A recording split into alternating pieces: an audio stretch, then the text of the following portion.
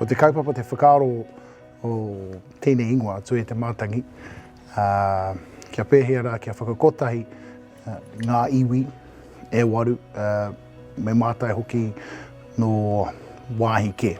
Nō rere kua puta mai te ingoa Tuia te Mātangi, i rungi i te mea ka kohi ngia aua hau, aua matangi, ana kia kotahi, ana kia kotahi te waka. Nō koe te take ko te āhuatanga o tēnei kura, he waka haurua, he waka unua.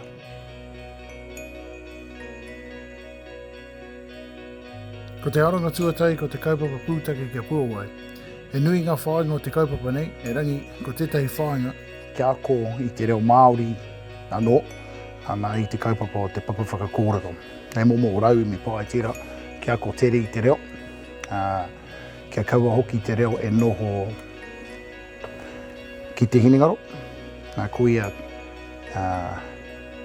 te tikanga tāna ingoa, Papa Whakakorero. Ki te mahi he mea mahi a tīnana, ka puta ko te reo. Nō rere koia e rua ngā huarahi e ako ana ngā mātua i te reo Māori. Ana ko te kaupapa, mō te rākau, ana pūtake kia puawai, e ngā reo o taua kaupapa, anō hoki i a te wiki e ako ana rātau te Papa Whakakorero. Ana i reira te whāngai o ngā rerenga kōrero me ngā kupu anō o ia te rā. He oi, ko tērā, i nāi nei he kaupapa hou kei te aroaro, ko te hākine ki te aronga. Kua hu mai tēnei kaupapa mai te Pūtahitanga, e tono mai a matua ants, māku tēnei kaupapa e kawe, i aia te kaupapa i mua iau me tāna mahi Papa Whakakorero, i hui pia rātou i a rua wiki mō ngā wānanga pōananga.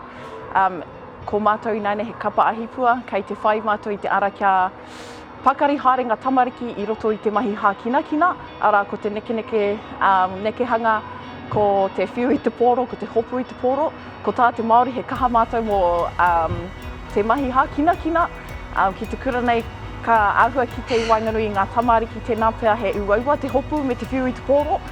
Koera te timatanga mō mātou mō te Kapa Ahipua, ara ka whai anō he ara, te ara karikari mō ngā tamariki e hāngai ana ki te mahi hākinakina. Mea ka tiki i ngā titi katoa ka eke tangarua. Mena kore ka tiki i ngā mea katoa ko te wiki ngiru.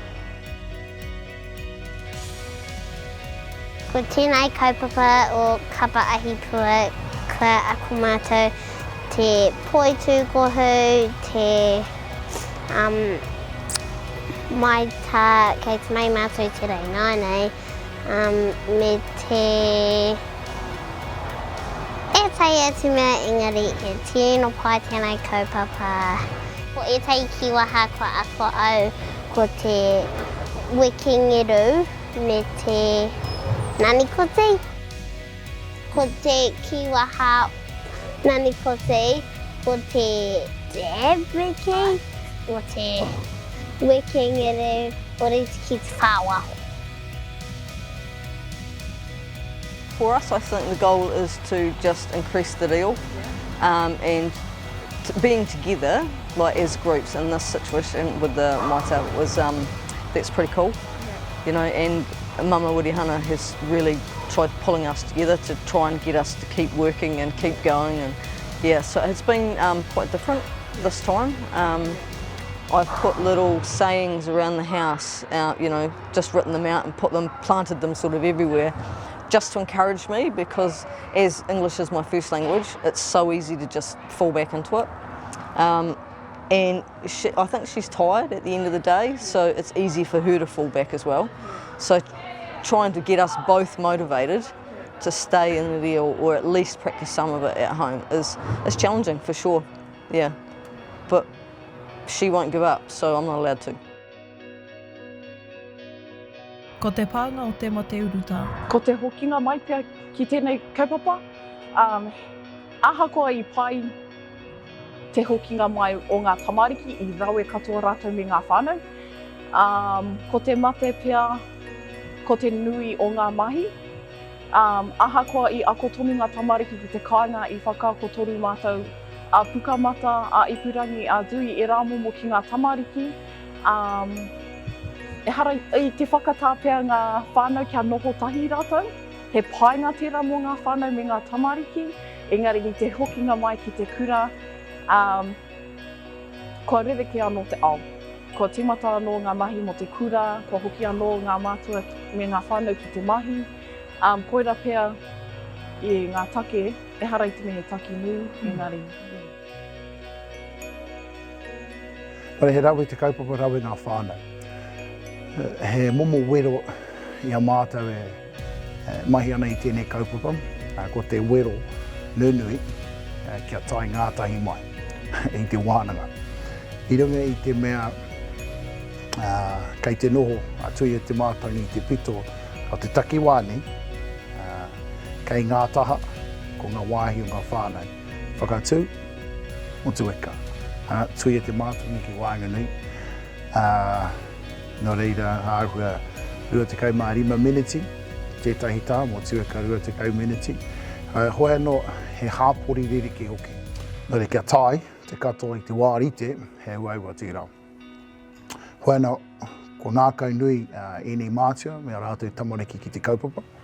Nō re i whakaritea tētahi whārangi pukamata, kia tukua ngā mahi o rātou, ka kitea anei kei te mahi mātou. Nō reira, he huarahi anō tēnei, kia whai ngā momo rawa, hei awhina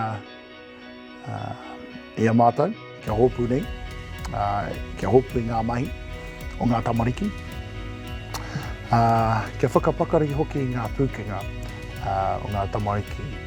Ko ngā hua, ko te hikaka o ngā tamariki ki te ako, me te kuhunga mai hoki o ngā mātua, tō rātou whakauru ki te kaupapa, kia aki hoki i o rātou tamariki ki te ako i Te Reo Maori, ki te whai i Te Reo Maori me ona tikanga.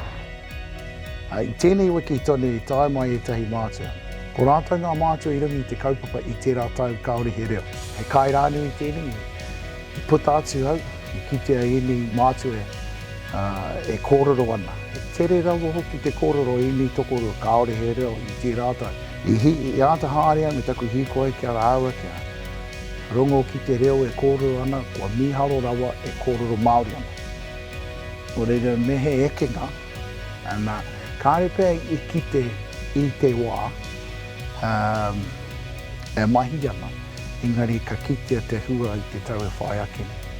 Reire kua rawe, ko ohore, me te hari kua hoki, kāre he take kia tuku he whakamaharatanga ki rātou, kōrero Māori i te mea e kōrero Māori ana. Nō reire koia te tehe o ngā ekenga i tēnei wā.